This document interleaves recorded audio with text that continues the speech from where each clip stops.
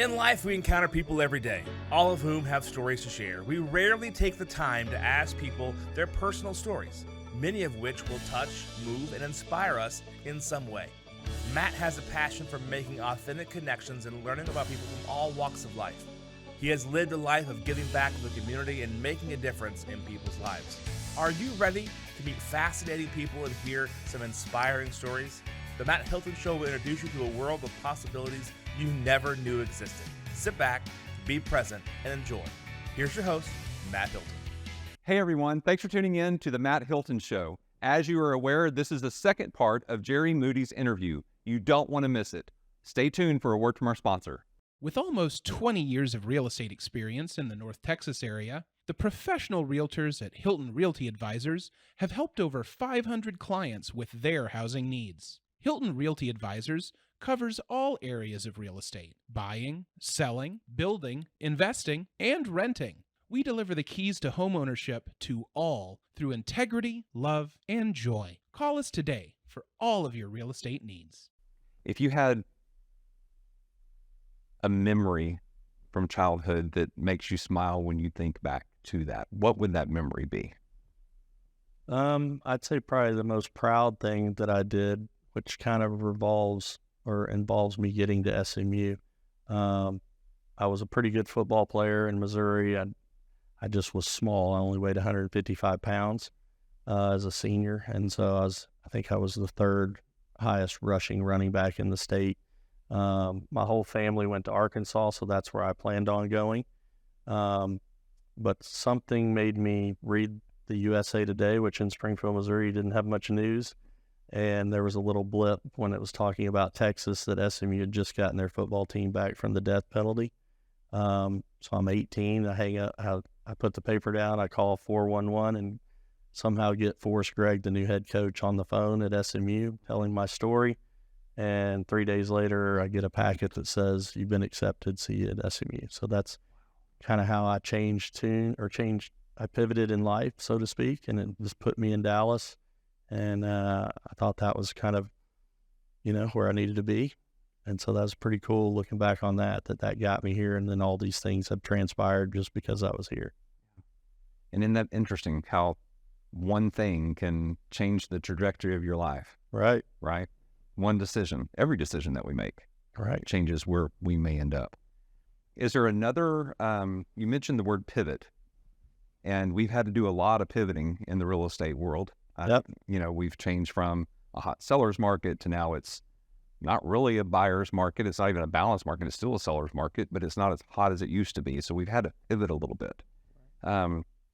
Is there a time that you remember that you really had to pivot outside of real estate? Probably when I got out of the legal business. It was a big change in direction at 40 years old. And so it boiled down to I was enjoying doing these entrepreneurial things for the partnership. But then we were coming out of 2008, 2009 in a recession. And so things were shaking up all over the place with all the different things I was involved in. And so I kind of had to decide if I wanted to go back to practicing law full time, and justify, what I was making, which was fine, but I didn't really want to go back to arguing 24/7. So, that was a big pivot mentally and for my family to get out of the legal business because I own part of that company. Yeah. I would be remiss, and my viewers would probably, and those that are tuning in would be like, why didn't you ask a question? So what is it like being at a family function when Jerry Jones is there? I mean, is it any different? Is it what is it like? I've been doing it since I was in diapers. So it's, the older I get and the more time that I've spent around all the organizational stuff and the team and then the other ventures, it is pretty eye-opening that he's done a whole lot in his lifetime. And, he's very inspirational. We just got back from a family trip. My mom's 78, he's 81. And so we're starting to do a little more family reunion type trips where the whole family's getting together. But I was speaking to someone before we started filming and just hearing a story that made me smile, something he did 20 years ago. So those things come up, and there's not a whole lot of difference. I mean, I don't think he treats me any different than he does anyone else. But I'm glad he's getting a little more sentimental. Oh, is he now? Yeah. In what ways? I think it's probably the way we'll all be when we get to 80, and you've done a lot, but you're leaving a big, path behind you with family members and grandkids now and great grandkids on his side of the family. So I think it's just part of the aging process. So I've answered to him for a long time, and the answers are now a little softer. Are there any lessons that you've learned from Uncle Jerry? Oh yeah. I think it's probably selling him short to say he's motivated and that he's done a lot. But I on this past family trip, you would think you'd have heard every story about him and his college years and young 20s. And we probably had, a 2 or 3 hour period one evening where he was telling stories and about things that we knew that we'd heard a little bit about, but never the story. And so I see it as it's a never ending result of stories. Yeah. I love the story aspect of it. I mean, that's one of the reasons I do this show, is so people have a platform to share their stories, right? So, what is the legacy that you want to leave? I think I'm feeling pretty good about what's happening with that properties and where we're headed there. And I've got 2 sons that are at University of Texas. One will be a senior, one's a sophomore. So really my legacy involves what they think of me. I feel like I'm a good dad. I've tried to be present in about everything they've done. They were both really good high school athletes and both exceptional students. One's in the acting field with radio, TV, film, and then the other one's at Macomb School of Business. So really those are my two pride and joys. I just hope they're proud of their dad. And then I think the rest will take care of itself. So any discussions of them coming to work? There's an idea of that happening. But I think as a parent, you kind of don't want that to be their focus as they're at this stage. So the older one's working for Morgan Stanley in their wealth management division. The younger one is basically going to graduate summer with the entrepreneurship minor from Macomb School of Business. And so it's really about what path are they going to be on. But if and when the time's right, they'll join, and it'll happen. Yeah. Before the show, we were talking about the discovery process, right? And how we both entered into college and thought we were going to go one path, and we both ended up with economics degrees. So, right. It's interesting how things go, right? Exactly. Yeah. Is there anything that you look back on that you think, man, if I would have done that differently, or let me phrase that a different way. Is there something that you would tell your younger self, knowing what you know today? Yeah. I think being related to the Joneses gives you an idea of what you can accomplish. Sometimes that's a little hard to conquer, so to speak, in your endeavors. So I think in my 20s, I really felt like I was going to do a whole lot more than I've done, even though I feel like looking back at it at 53, I've done a lot. So I think there was a lot of pressure on myself at a young age that I probably shouldn't have put on myself, and just enjoyed a little more of life. Yeah. People put a lot of pressures on themselves, and no pun intended, but keep up with the Joneses, right? So it's just interesting that we as a society, we expect that of ourselves, right? Just to do what we can to outdo somebody else or compare ourselves to somebody else. And what I've learned is comparison is a horrible thing to rely on. Right. You got to do things that are true to you, that bring you joy. And so with that, what do you do that brings you joy? Like, do you like to travel? What do you like to do in your free time? love traveling. You nailed it. Okay. Probably my favorite thing to do.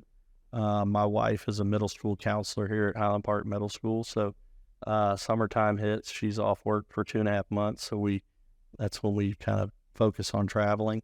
But I'm kind of stuck. Everything that involves my kids, I love doing. Like I got to be in Austin tomorrow for a real estate deal, and like I'm on the phone with them here to set up dinner with them tomorrow night. And so I think as I've gotten older, the more being around my 2 children has been the most important thing for me. Yeah. As a father, because I can relate, right? Because I have 4 kids. Okay. And as a father who's always been an entrepreneur, how did you balance out family time versus building a business? I mean, it's very difficult, as you know. I think part of what the last, 8 years while they were going through, middle school and high school, I was really involved with the school and really involved in their athletic programs. But I would literally pack up my computer and go sit in the grandstands or the press box during practice, and I would do my work from up there as I would watch them practice. So I felt like I was balancing a lot of that by just being present. And so, the coaches weren't always excited that I was always there, but that's what I wanted to do. Yeah. Yeah. Fantastic. Fantastic. Is there anything that I haven't asked you so far that you would hope that I had asked you about? I think since you're in real estate, and this is kind of maybe part of the reason I was invited, just kind of, our at Properties Christie's brokerage is just had breakfast with the president of Metrotex, our board. And so we're getting a lot of momentum. We've doubled in size since Christmas. One of our big selling point is we have this technology that supports the agent that's proprietary. And so basically an agent logs in and does everything they need to do as an agent in one technology. And so they've been building this since 2003. So it's 20 years in the making. And so that's been one of the things is once we get the agents to have their interview, the recruiting interview, and we can show them the technology, has been a real big selling point. We're essentially given on average about 4 hours a day back to the agent.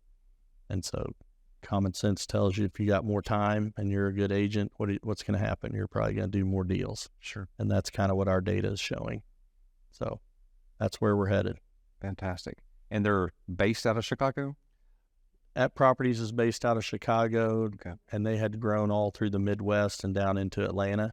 And then they purchased the Christie's International Affiliate Network from Christie's, the auction house. That announcement came out at the end of 2021, December of 2021. And so we started carrying the brand January of 2022. But kind of what's happening and the reason that Christie sold at Properties was because of this technology. So all these independently owned brokerages around the world, there's 180 owners, 900 offices, about 35,000 agents are all now being brought in to this technology so that we can share leads, referrals, communicate a little easier. Right. So we're kind of like a huge company, global company, real estate company sharing information, but we're independently owned here in Dallas. So, I make all the decisions and call the shots, so that speeds things along as opposed to being a big company. Yeah. But we're really having some good momentum with this relationship. From the conversations that you've had and what you've heard within the industry, what is your crystal ball telling you is going to happen here in the Dallas area? Well, it's a blessing we're in the Dallas area. Texas in general, I think we're pretty insulated from the standpoint of people are consistently moving here.